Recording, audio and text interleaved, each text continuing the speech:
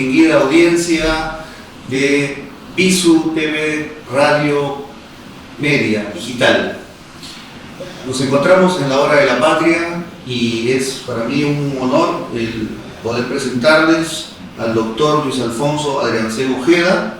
Él es abogado, graduado en la San Martín, en la Universidad San Martín de Porres, con maestría en comunicación, diplomados en gobernabilidad, gerencia política, en la Universidad Pontificia Universidad Católica del Perú, analista político, ex ministro de Trabajo y Promoción del Empleo y destacado funcionario público en diversos ministerios, de tal manera que su opinión y sus comentarios van a ser muy valiosos dada la coyuntura electoral en que nos encontramos, ¿no? Próximos a un debate presidencial y próximos a una segunda vuelta muy discutida, muy controvertida, polarizada y todo, pero que va a definir realmente los destinos de la patria en estos próximos 5 años y quizá más. Entonces, le dejamos las palabras al doctor Alfonso Adriancén. Bueno, igualmente contento yo de estar en el programa, de saludarte y dispuesto a dialogar sobre lo que tenemos que hablar, que es ya a pocas horas del debate presidencial y a una semana de la segunda parte.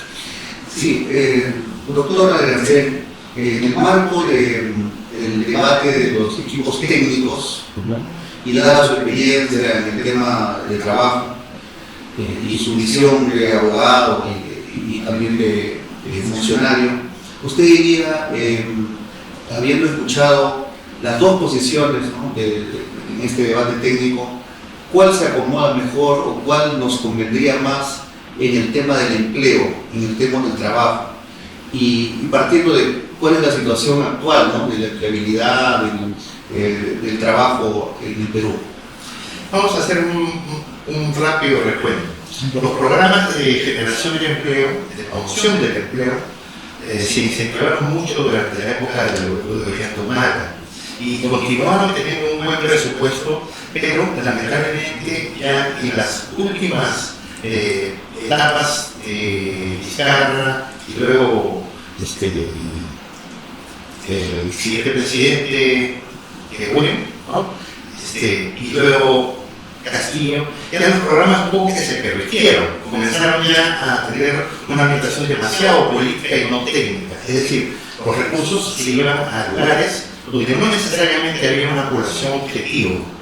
Entonces esa pérdida de calidad técnica, para la falsa modestia, se recuperó justo con la gestión que tuvimos en el ministerio, porque comenzamos a activar algo que no estaba, había dinero, pero no se estaba distribuyendo correctamente. Se hicieron los ajustes y luego ha ido continuando, pero a medida que ha ido pasando ya la etapa de la gestión pública de los últimos años, se ha vuelto a perder. ¿Qué ocurre? Lo que pasa es que son recursos enormes que se destinan a gobiernos locales para que ellos generen a su vez fondos de empleo y que se puedan dar a sectores vulnerables, especialmente mujeres, especialmente jóvenes. Dentro del contexto del debate, ambas propuestas tenían cosas interesantes, pero hay que destacar que el tiempo que se les asignaba no permitía pues elaborar una propuesta mucho más integral. A mí me parece interesante esa preocupación por el empleo juvenil, porque tenemos una enorme cantidad de jóvenes que son los denominados NINI, ¿no?, que ni estudian ni trabajan.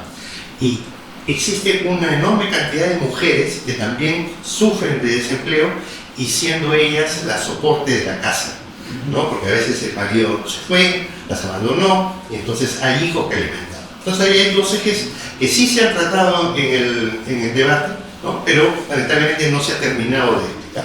El tema está incluido este domingo en el debate presidencial y ojalá pues alguno de los dos candidatos haga ya una formalización de lo que realmente quieren hacer ahí.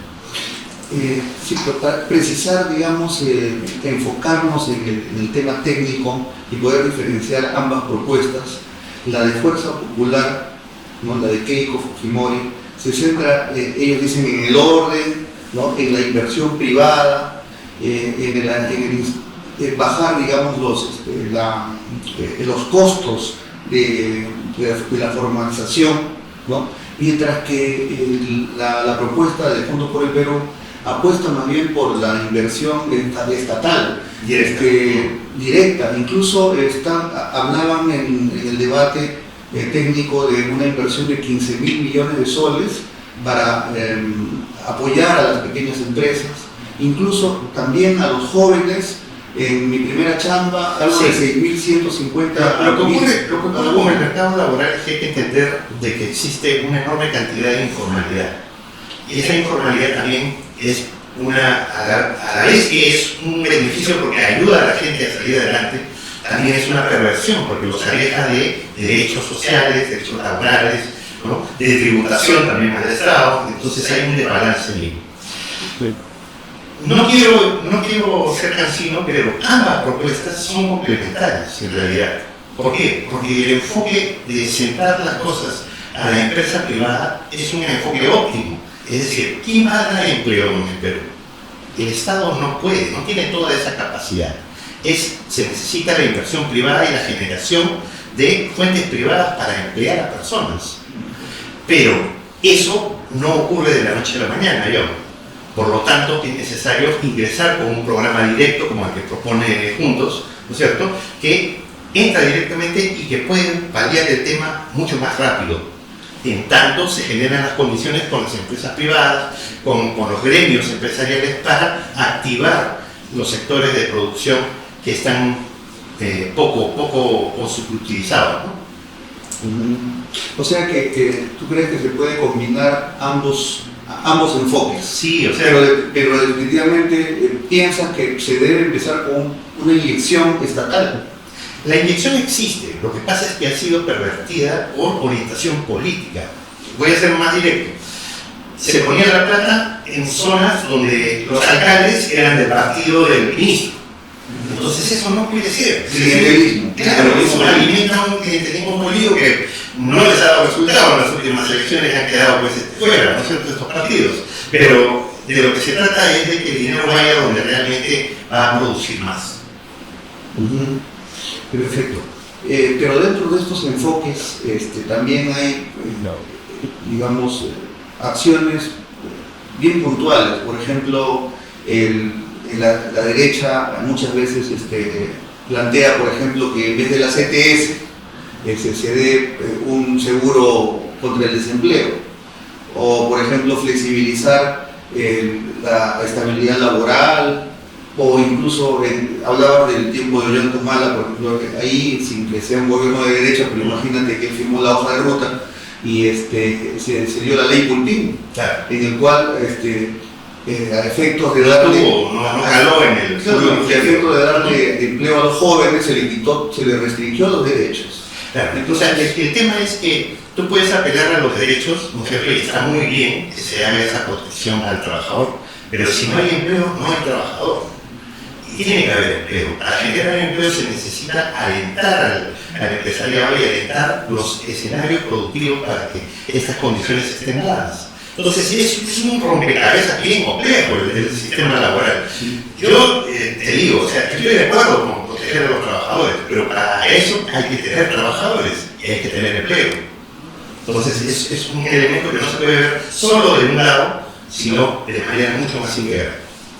¿Y tú crees que, ya habiendo escuchado a los dos equipos técnicos, cuál está mejor preparado como para poder llevar a cabo esa misión o esos objetivos de poder juntar, digamos, las dos visiones y finalmente que el trabajador y el empresariado o los emprendedores se beneficien?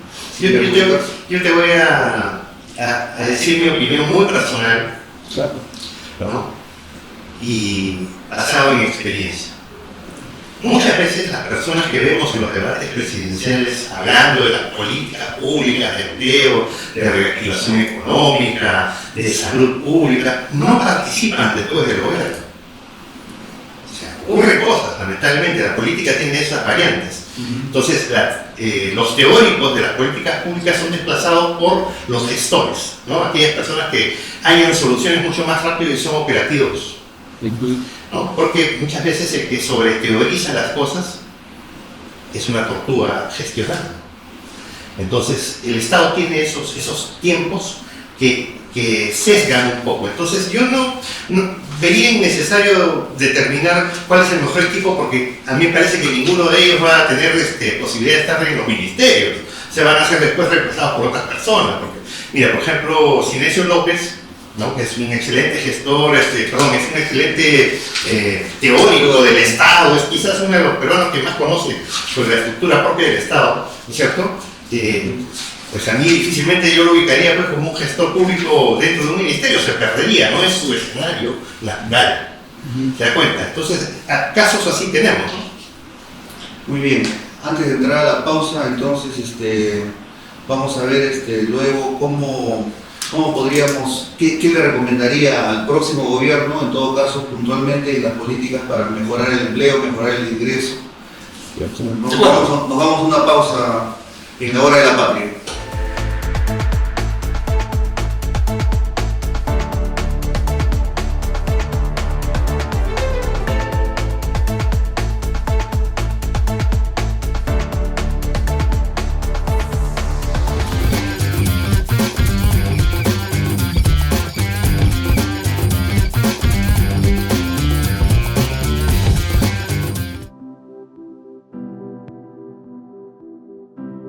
Hola, soy el Dr. Luis Rubiales, cirujano dentista de la Corporación Iberoamericana de Salud y Seguridad. Somos un centro especializado con más de 10 años de experiencia brindando asesoría, atención en salud ocupacional y prevención de riesgos laborales a empresas de todo el Perú.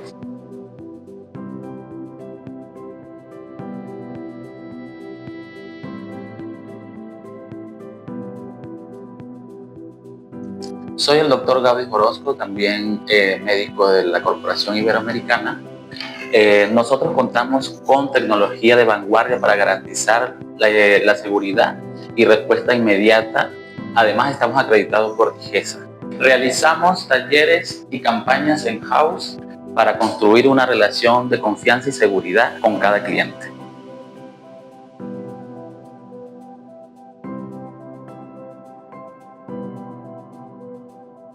Ahora que lo sabes, no esperes más y sé parte de la familia iberoamericana. Síguenos en nuestras redes sociales y conoce más de nosotros.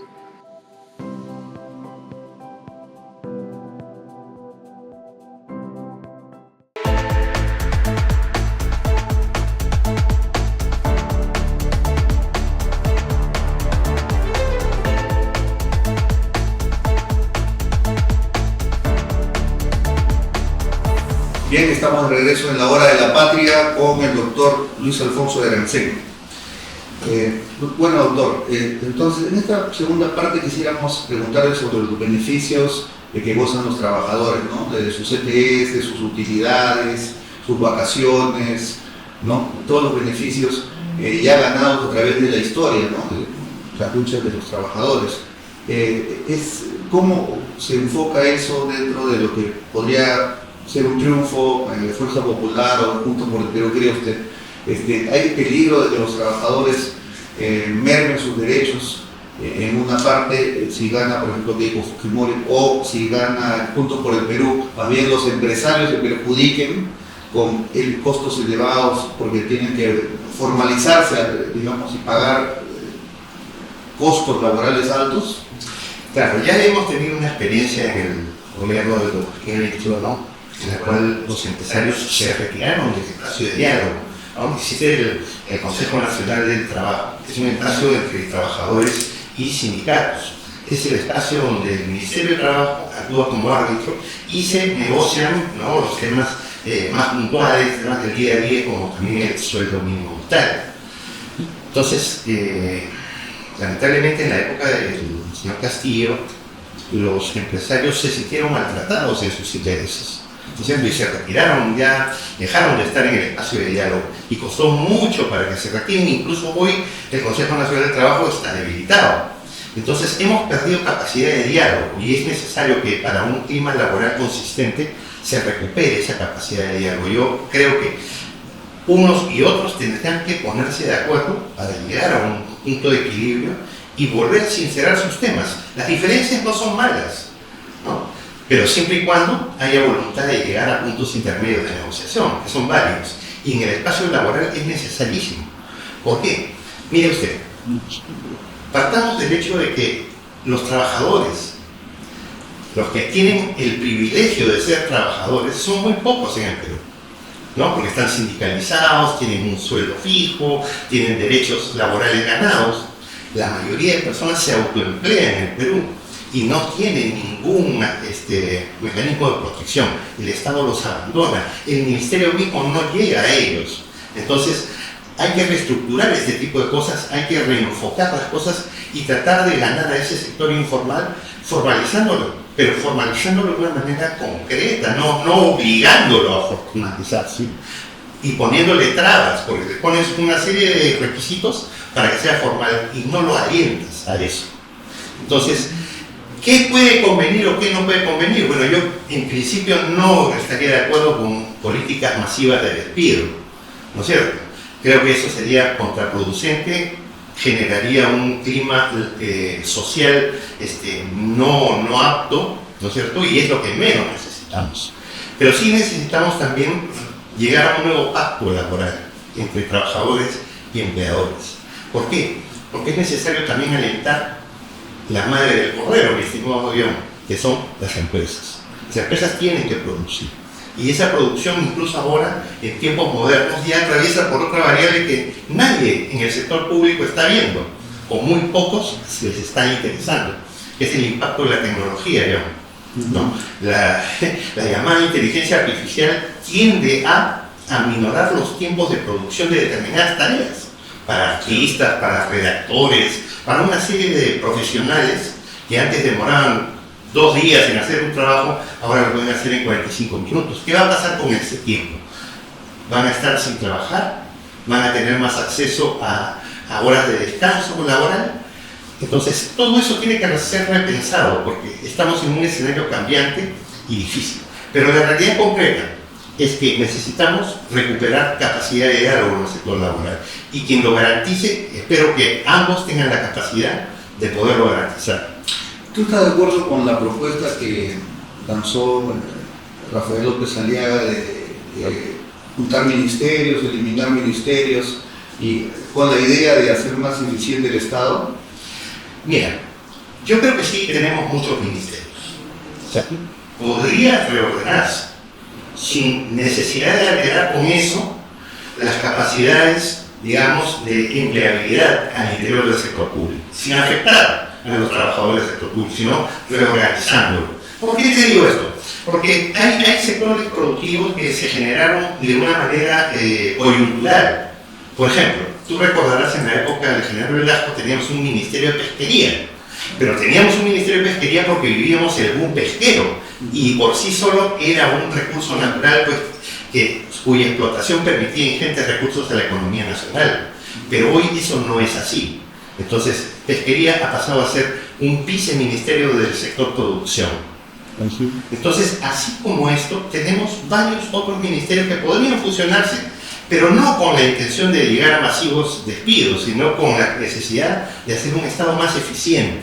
Eso sí es saludable, pero hacerlo solo para despedir gente, no.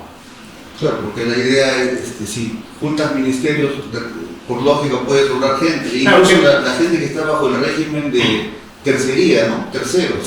Claro, es que lo que pasa es que los terceros son prestadores de servicio de una manera que han sido incorporados al día a día, y eso no está bien tampoco, porque ahí estamos justamente precarizando. Son gente que no gozan de derechos laborales plenos. Claro, tienen chamba, pero no tienen derechos. Entonces, tenemos que buscar un punto de equilibrio también. Por eso es necesario hacer esta visión integral. Perfecto. Hablábamos justo de que 7 de cada 10 peruanos están en la informalidad, ¿no es cierto? Sí. Entonces, el Ministerio de Trabajo en realidad norma para 3 personas de cada 10. Exacto, o sea, tiene un sesgo que la realidad le está diciendo que no está cumpliendo sus tareas. Y en ese marco, los sindicatos también luchan por esas 3 personas nada más, mientras los otros en la informalidad tienen que luchar solos. Exacto. Es más o menos lo que ocurre, pero eso también tiene un lado, digamos, perverso de la situación, ¿no? Porque a veces el sindicalismo sea también a eso iba, o sea, precarizado. ¿cómo es el sindicalismo? Hemos hecho, cuando estuvimos en el sector, las direcciones. cuando estuvimos en el sector, nuestro mensaje era precisamente a tratar de buscar que al interior de los sindicatos hubieran estas reformas, ¿no? Mayor democracia de verdad, ¿no? Con elecciones libres, un miembro, un voto, ¿no? Y más o menos que se entendía el tema también, porque ya las fórmulas de asociación antiguas también fracasan. La modernidad te permite ahora pues tener una virtualización de las reuniones, por ejemplo, ¿no? Ya no es el asambleísmo puro, sino también son consultas a través de medios digitales. Entonces, los sindicatos lamentablemente, como están precarizados, no tienen dinero, no tienen fondos, no están alentados, lamentablemente no mejoran sus calidad. Entonces, ahí lo que debería haber, por ejemplo, se me ocurre de una manera así innovadora, es que esos dirigentes sindicales jóvenes, ¿no es cierto?, deberían ser preparados también en escuelas, formados para defender mejor sus acciones. Ellos están librados a su suerte. Y el Ministerio puede cubrir esa situación, puede ayudar a fortalecer al sindicalismo peruano, pero de una manera también orientada a la producción, ¿cierto? O sea, ¿por qué disociarse si somos parte todos de una misma necesidad? Y con el sector informal, ¿cómo los involucras? Es que el sector informal no tiene sindicato, no tiene quien lo defienda. O sea, si fueras, volvieras a ser ministro de Trabajo, ¿qué planes desarrollarías con ellos? Claro. Hay una dirección de formalización al interior del ministerio. Hay programas también que orientan a todos los emprendedores para que puedan ellos mejorar la calidad de sus servicios. Pero hasta ahí llega el brazo público, digamos así. La otra parte se produce, ¿no? Que también tiene pues, el viceministerio de microempresas, de pymes. Yo creo que tenemos que fusionar intenciones en un único programa que aliente primero a la formalidad, ¿no? Esa necesidad de tener un registro, esa necesidad de también tributar, esa necesidad de contar con un servicio óptimo de calidad. ¿Tú acuerdas qué pasó en la pandemia? ¿No? Nadie que no tuviera predisposición para cubrir sanitariamente un servicio podía trabajar. Tenías que estar con tus guantes, tenías que estar con tus protectores, tenías que adornar el local de una manera necesaria. Todo eso se perdió.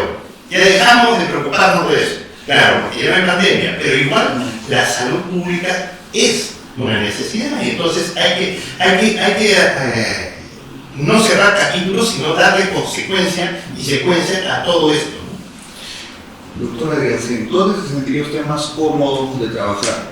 Conjunto por el Perú, con los 15.000 millones de soles, para poder ayudar a los emprendedores y ese fondo de 6.500 para los jóvenes también que empiezan a trabajar en primera chamba, ¿no? El fondo por el Perú, o se sentiría mejor con Keiko Fujimori, ¿no? Con la Fuerza Popular, dentro de un programa un poquito más ordenado, digamos, con estricto control del gasto fiscal y todo. ¿Dónde se sentiría más cómodo, Ciroyano? Bueno, yo he sido dirigente universitario, tengo una trayectoria, simpatizo, digamos, con posiciones de centro-izquierda, ¿no? Me sentiría más cómodo con Juntos, porque también tengo muchos amigos de ahí, pero también tengo amigos del otro lado, o sea, no hay problema. Pero de lo que se trata acá, estimado John, es que el sector laboral no necesita discurso, necesita acciones, necesita espacios de diálogo y necesita fondos para promover el empleo.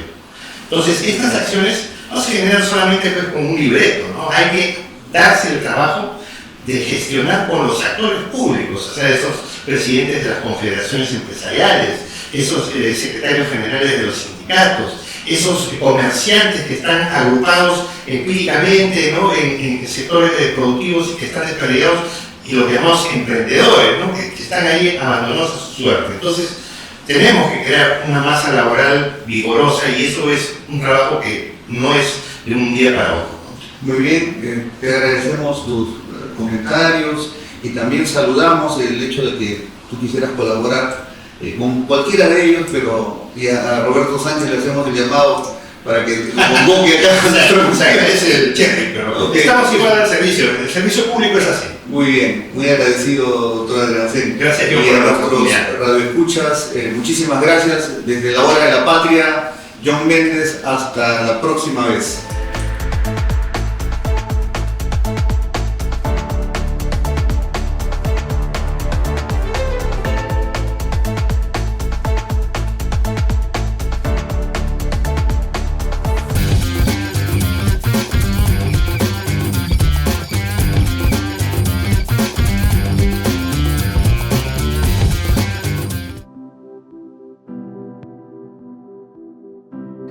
Hola, soy el doctor Luis Rubiales, cirujano dentista de la Corporación Iberoamericana de Salud y Seguridad.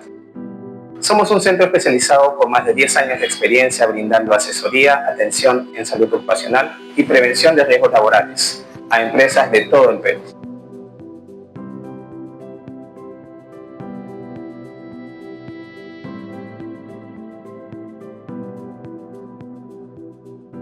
Soy el doctor Gaby Orozco, también médico de la Corporación Iberoamericana. Nosotros contamos con tecnología de vanguardia para garantizar la seguridad y respuesta inmediata. Además, estamos acreditados por DIGESA. Realizamos talleres y campañas in-house para construir una relación de confianza y seguridad con cada cliente.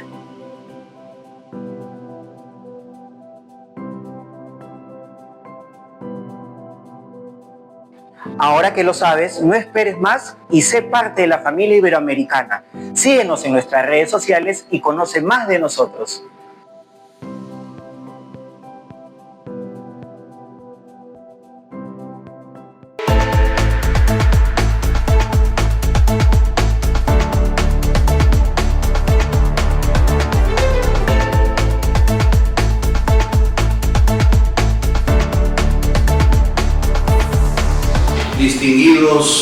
Distinguida audiencia de la Hora de la Patria, nos encontramos en la plataforma Visu TV Radio Digital.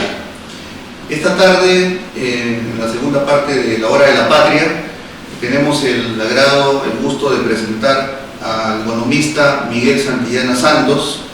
Él es economista, pero a la vez analista político. Es un honor tenerlo acá en el estudio. Para conversar en el marco del último debate técnico, también próximos al debate presidencial del domingo y las elecciones de la segunda vuelta tan controvertida, tan llena de incertidumbre y todo ello. Doctor Miguel Santillana, ¿podría a partir del debate técnico perfilar, diferenciar, hacernos evidenciar cuál es la diferencia en los enfoques tanto de Fuerza Popular como de Juntos por el Perú y cuál, a su parecer, desde el punto de vista económico, está mejor enfocado, mejor sustentado? Lo primero que debo decir es muchas gracias por la invitación y éxitos en las futuras aventuras de este canal.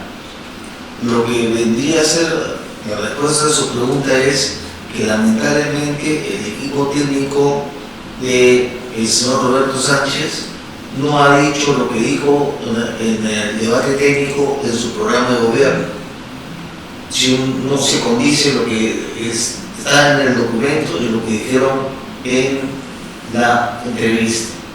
Puntualmente, ¿en qué sentido? Si para mí el mejor preparado de todos ellos fue Gustavo de la García, que sabía muy bien su tema de infraestructura, sabía muy bien qué infraestructura se necesitaba en qué parte del país, etc. Pero dos cosas: ninguno de sus temas está en el plan de gobierno de Roberto Sánchez, y dos, no hay presupuesto para todo lo que dijeron. Versus el de Fuerza Popular.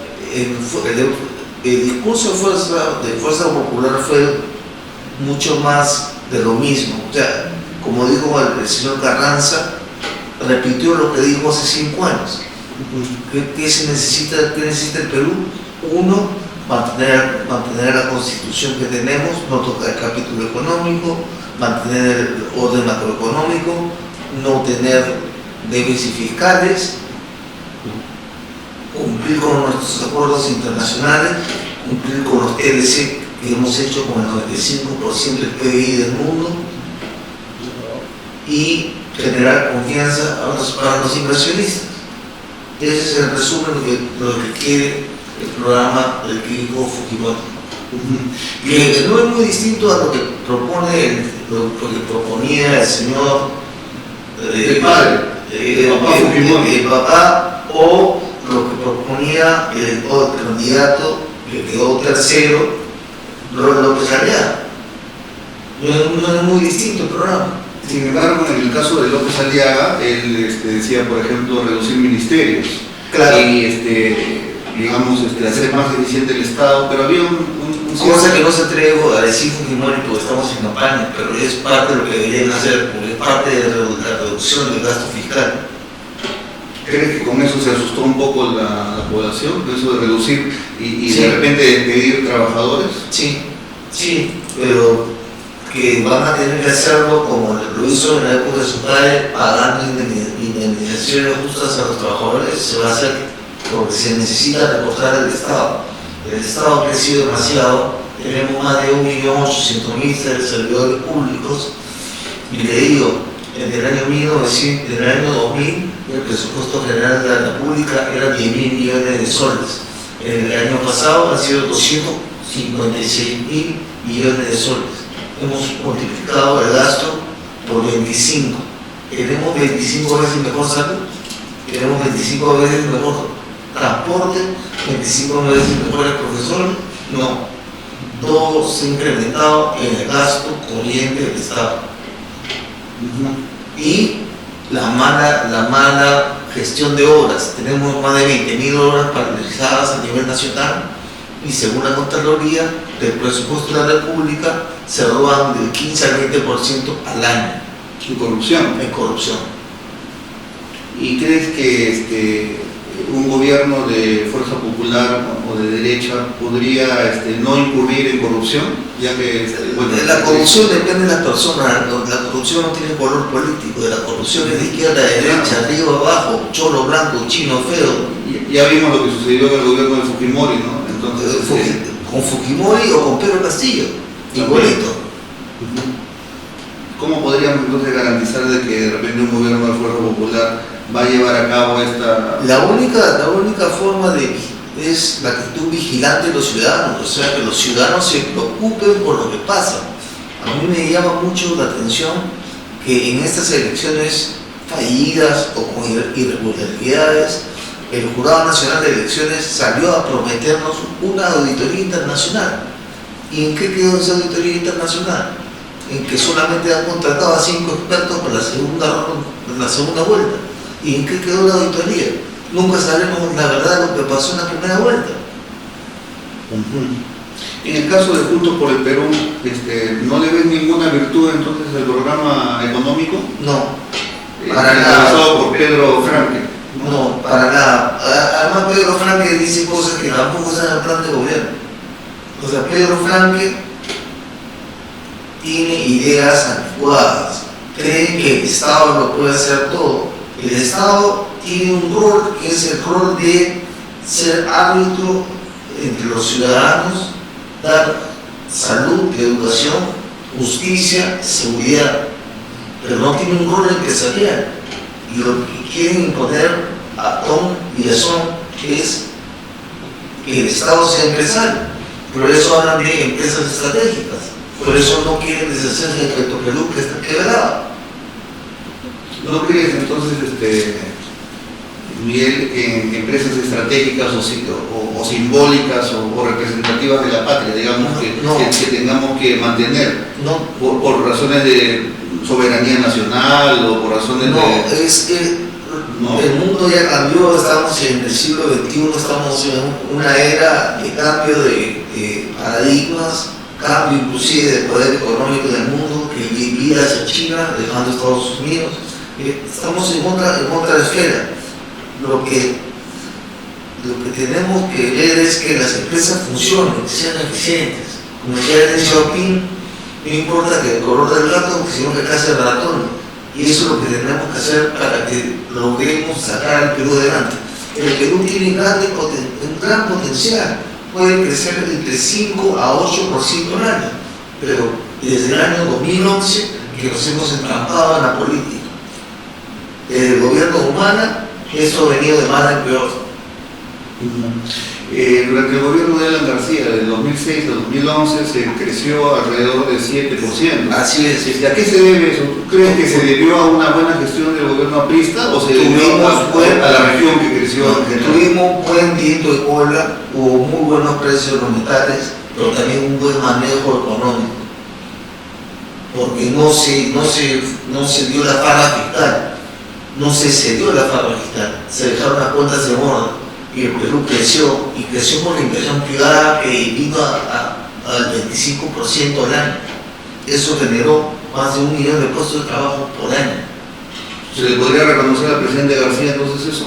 Se le reconoce a García haber liderado un gobierno donde tuvo el consejo de buenas personas como el señor Carranza o el señor Ismael Benavides en lo económico para mantener un nivel de crecimiento que venía acompañado de buenos vientos a nivel internacional. ¿Y qué papel jugó el Banco Central de Reserva ahí con...? El papel del Banco Central de Reserva es mantener la estabilidad del sol, y eso se logró con Julio Velarde manteniendo inflaciones de entre 1 y 3%, que es la banda que tiene el Banco Central para jugar, y jugando con la flotación sucia del dólar para que no se dispare mucho o quede muy corto. Pero entonces tenemos una moneda fuerte, una estabilidad macroeconómica que ha demorado 20 años, 30 años en construirse y soportan todavía a Pedro Castillo, pero más Pedro Castillo rompe el modelo económico. Ya tuvimos con Pedro Castillo fuga de 40.000 millones de dólares, tuvimos inclusive con Pedro Castillo crecimiento negativo, a pesar del rebote de salir de la pandemia.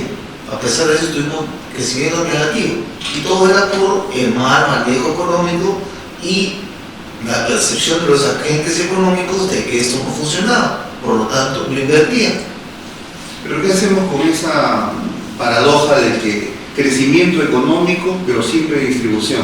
O sea, un crecimiento económico tremendo para los sectores empresariales, porque no un manejo económico, digamos, conservador. Sin embargo, las grandes mayorías sin dinero y sin empleo y en la pobreza. ¿Eso es una narrativa o es cierto? No, es cierto. El Perú tiene 75% de su mano de obra en el mercado informal, pero se está en el mercado informal por el costo del puesto de trabajo. Si bajaran los costos del puesto de trabajo, tendrías más gente formal. O sea, el gobierno, la función del gobierno es regular el mercado. Lo que ha pasado es que muchas de esas ganancias se han concentrado en grupos oligopólicos que el gobierno no ha sabido combatir, puesto que es obligación del gobierno vigilar que el mercado funcione. Y cuando hay oligopolios, el mercado no funciona, sino favorece a unos pocos. De eso vamos a hablar entonces en el siguiente bloque, querido Miguel. Bien, vamos a una pausa y volvemos en la hora de la patria.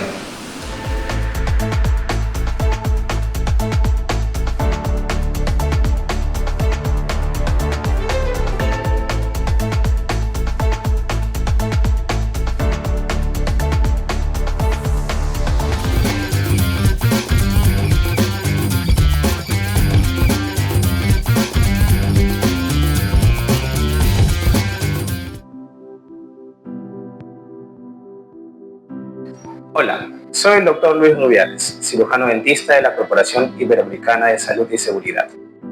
Somos un centro especializado con más de 10 años de experiencia brindando asesoría, atención en salud ocupacional y prevención de riesgos laborales a empresas de todo el Perú.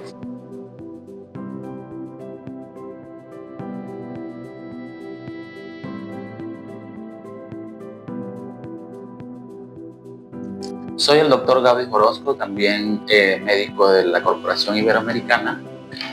Nosotros contamos con tecnología de vanguardia para garantizar la seguridad y respuesta inmediata. Además, estamos acreditados por DIGESA. Realizamos talleres y campañas in-house para construir una relación de confianza y seguridad con cada cliente.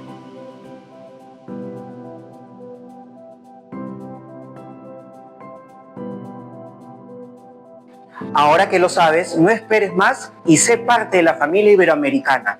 Síguenos en nuestras redes sociales y conoce más de nosotros.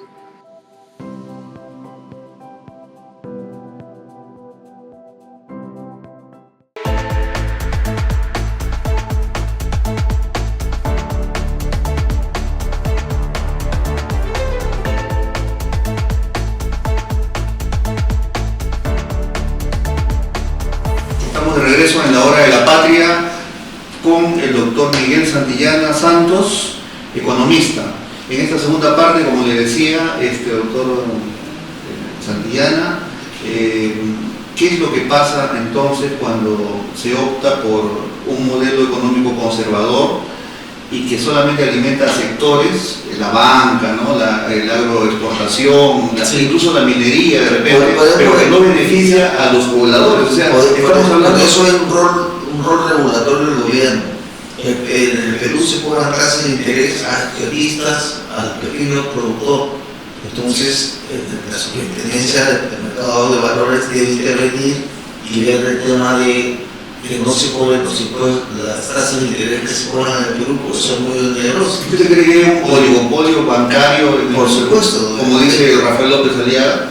Por supuesto que tres bancos controlan el 60% de los depósitos del Perú. Y no solamente tienen la banca, sino de ahí salen otros sectores corporativos. Banca, farmacias, mercado de fideos, mercado de educación, universidades, todo, ¿no? O sea,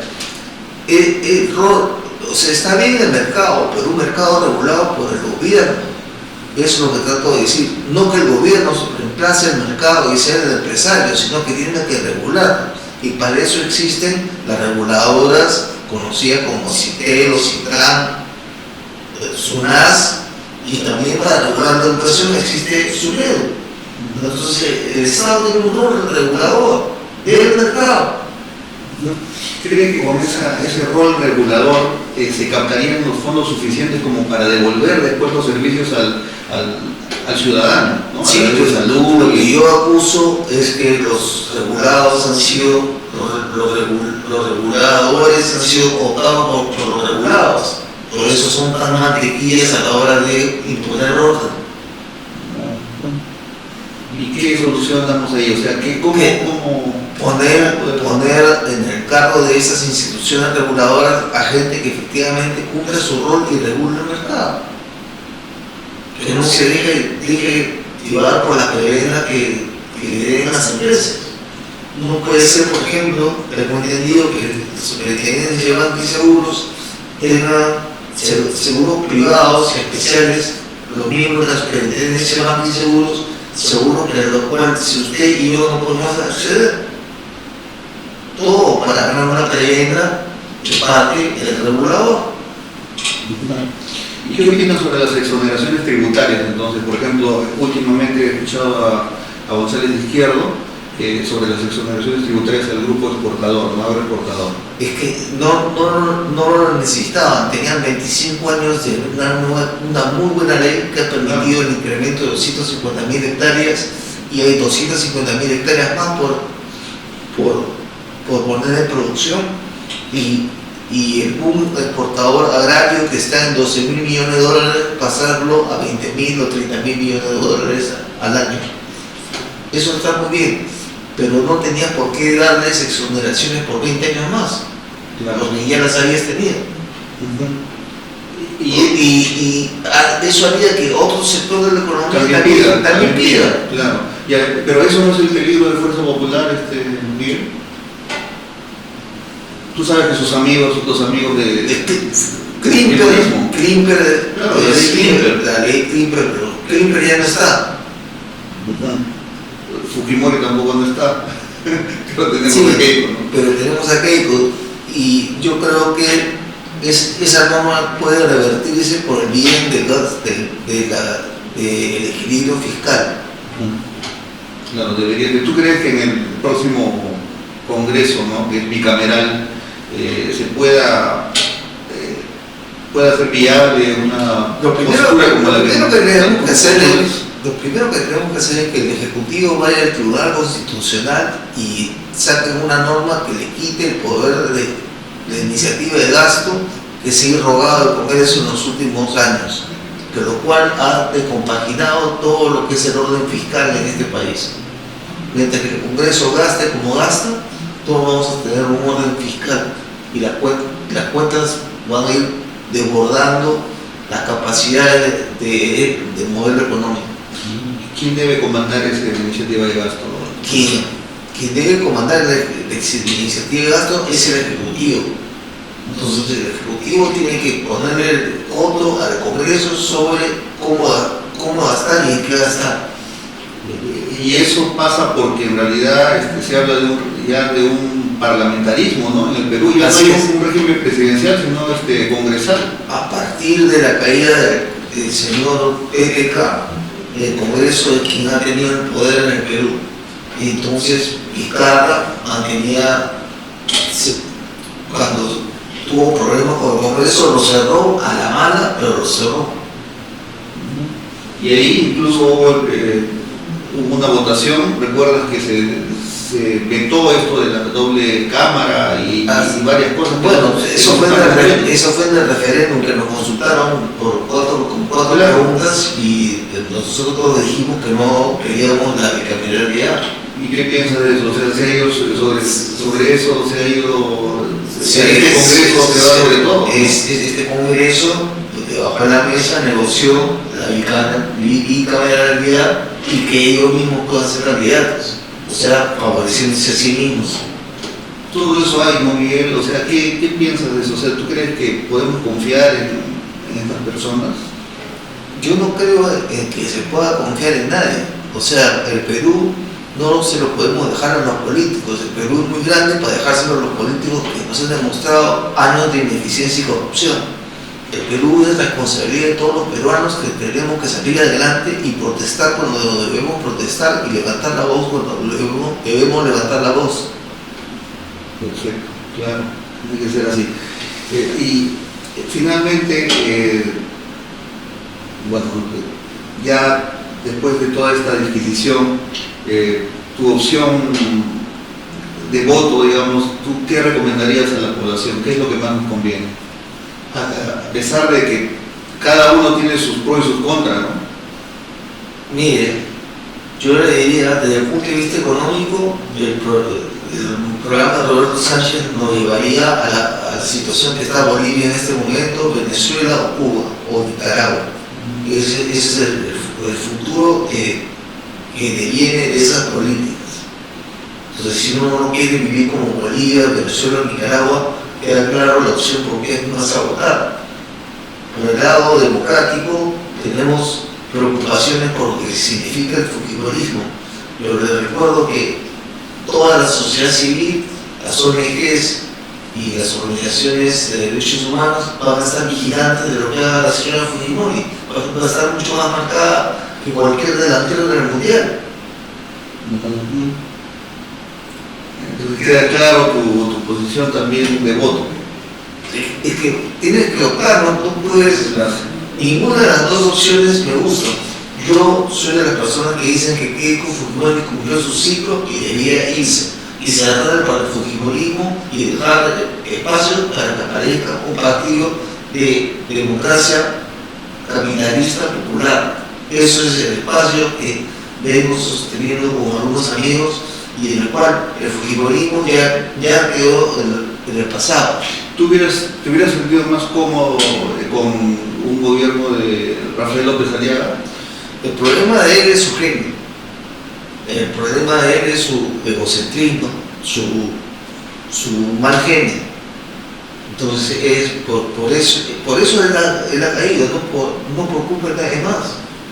Él mismo ha sido su propio escollo.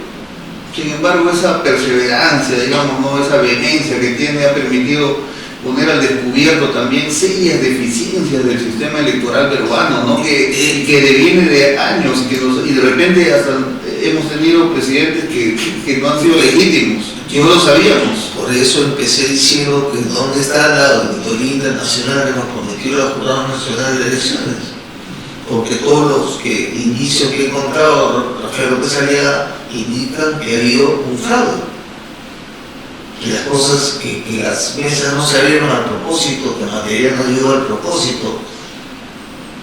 Y sobre todo en la evasión de López Aliaga, que era el IVA, en el cual si votaban todas las personas, él sacaba una gran ventaja y estaría pasando a la segunda vuelta. El último informe de la Contraloría dice que aproximadamente 900.000 personas se quedaron sin votar. Y, ¿no? la diferencia de votos entre Sánchez y Borghi son 20.000 votos. Imagínate. Entonces esa legitimidad está bien medida menos, ¿no es cierto? Por eso se necesitaba la auditoría internacional. O sea, el jurado quiere cumplir sus plazos, pero el poder, la legitimidad del poder es mucho más importante que cumplir los plazos.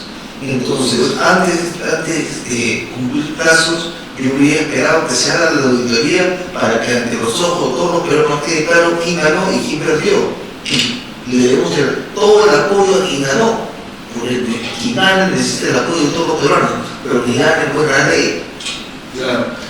Ahora, pero en ese marco se puede hablar, en ese marco de ineficiencia del Estado y todo lo que sabemos ya, la burocracia y todo, habiéndose descubierto todas estas irregularidades en el proceso electoral, se puede hablar de fraude realmente, o sea que porque fraude es una concertación de voluntades, ¿no? Tendría que estar de acuerdo, incluso Rafael López Aliaga decía, Keiko también está metido en ello. Ya todos están metidos, el Jurado Nacional de Elecciones, el DOMPE, todos han confabulado, Ipsos también han confabulado, o son graves irregularidades producto de la ineficiencia de este Estado. Yo creo que el señor López Aliaga ha exagerado en su rabieta, ha exagerado y ha echado culpas a quienes no lo deben. Los de Ipsos no tienen nada que hacer en esto, simplemente toman una encuesta. Ellos, porque hayan puesto en su conteo rápido en el segundo lugar a Roberto Sánchez, no nos hace delincuentes. Ellos han cumplido su trabajo. Que Keiko Fujimori no lo haya apoyado en el reclamo de fraude es el odio que le tiene López Aliaga a Keiko. Por eso no puede decir su nombre a la hora de endosar los votos por quién votar. Entonces Borghi tiene un problema personal, y su problema personal lo lleva a negar las oportunidades que tenemos todos los peruanos de tener unas elecciones limpias, que hay que agradecerle que él ha descubierto por su cuenta y él ha investigado un montón de cosas que ya se sabrán en su momento y que deben salir a la luz, pero su peor enemigo es el mismo. Bueno, muchas gracias, doctor Miguel Santillana, por venir al programa y hablarnos sobre estas cuestiones económicas tan importantes para la decisión que vamos a tomar en nuestro voto el domingo. Sí. O sea, muchísimas gracias. Vayan con fe, vayan con tranquilos, vayan con fe, piensen en sus hijos, piensen en el futuro, piensen si quieren seguir viviendo en el Perú, quién le asegura un futuro a usted y a su familia en el Perú, o pensar ya en viajar al extranjero y buscársela como sea.